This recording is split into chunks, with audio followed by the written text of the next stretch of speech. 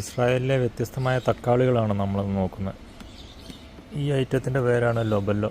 മുന്തിരിക്കൊല പോലെ ഇരിക്കുന്ന ഈ ഐറ്റം.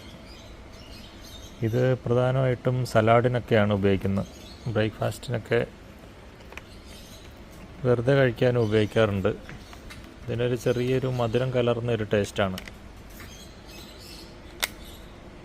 കണ്ടോ, ഇത് ലിബി എന്ന് പറയുന്ന സാധനമാണ്. ഇതും സലാഡ് ആണ് ഉപയോഗിക്കുന്നത്. സലാഡിനും വെറുതെ കഴിക്കാനൊക്കെ ഉപയോഗിക്കുന്ന ഒരു ഐറ്റമാണ്. ലിബി എന്നാണ് പേര്. ഇത് വിറ്റ്നി എന്ന് പറയും. സോസൊക്കെ ഉണ്ടാക്കാനും ഉപയോഗിക്കും. മധുരം തന്നെയാണ് ഇതിനും ടേസ്റ്റ്. ഓറഞ്ച് കളറ് തക്കാളി, ഇതും സലാഡിനാണ് മെയിനായിട്ട് ഉപയോഗിക്കുന്നത്. പിന്നെ മഞ്ഞ കളർ തക്കാളി, റെഗുലർ തക്കാളി, നമ്മുടെ നാട്ടിലുള്ള നോർമൽ സാധനം.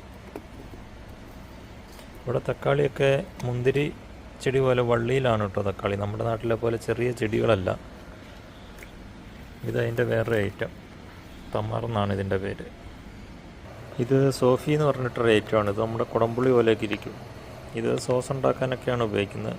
കറികൾക്കൊക്കെ ഉപയോഗിക്കും. ഇത് മാഗി എന്നാണ് ഇതിൻ്റെ പേര്. ഇത് കറികൾക്ക് ഉപയോഗിക്കുന്നതാണ്. ഇത് നോർമൽ തക്കാളിൻ്റെ വേറൊരു ഐറ്റം. ഇതിന് ലിക്കുപ്പൻ എന്ന് പറയും. ബ്ലാക്ക് കളറിലിരിക്കുന്ന സാധനം. ഇതും സോസിന് ഉപയോഗിക്കും. കറുത്ത സോസിനൊക്കെ ഇത് ഉപയോഗിക്കും. പിന്നെ സലാഡ്, ചില പ്രത്യേക സലാഡുകൾക്കൊക്കെ ഇവിടെ ഓരോ ഐറ്റം തക്കാളികളെ ഉപയോഗിക്കുക. അങ്ങനെയൊക്കെ ഉള്ള ഉപയോഗത്തിനാണ് ഇത് ഉപയോഗിക്കുന്നത്.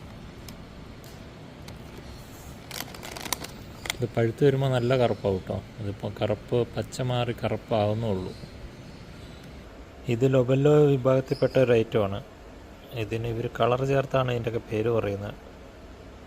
നമ്മുടെ ഞാവൽപ്പഴത്തിൻ്റെയൊക്കെ ഒരു ലുക്കാണ് ഇതിന്.